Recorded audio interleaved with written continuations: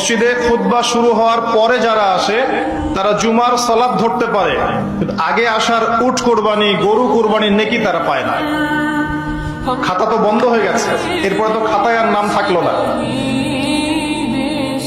নবী সাল্লাল্লাহু আলাইহি ওয়াসাল্লাম কি বলছেন? জুমার দিন সকাল সকাল গোসল করে কেউ যদি উত্তম কাপড় পরে সুগন্ধি ব্যবহার করে সকাল সকাল মসজিদে প্রবেশ করে এবং ইমামের কাছাকাছি বসে পড়ে, বসে খুতবা শুনতে থাকে, কাউকে কষ্ট দেয় না। কষ্ট দেয় না মানে কেউ যদি কথা বলে তাকে এতটুকু বলে না যে তুমি চুপ করো, একদম চুপচাপ সে নীরবে ইমামের খুতবা শুনতে থাকে দিলের কান দিয়ে। এরপর ইমামের সাথে 2 রাকাত নামাজ পড়ে, ফরজ নামাজ।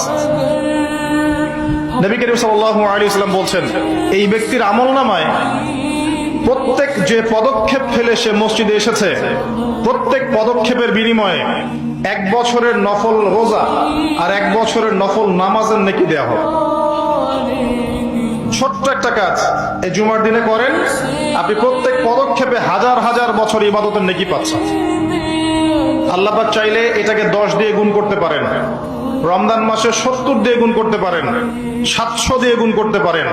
আল্লাহ ইখলাস দেখলে অসীম সংখ্যা দিয়েও গুণ করতে পারেন, যা আমরা জানি না। তো আমরা নিয়াত করি ইনশাআল্লাহ আগামী জুমায়, আগামীকাল সবাই এভাবে জুমার নামাজে আসবো ইনশাআল্লাহ। নিয়াত করছেন তো? আল্লাহ পাক কবুল করে নেয়, আমিন।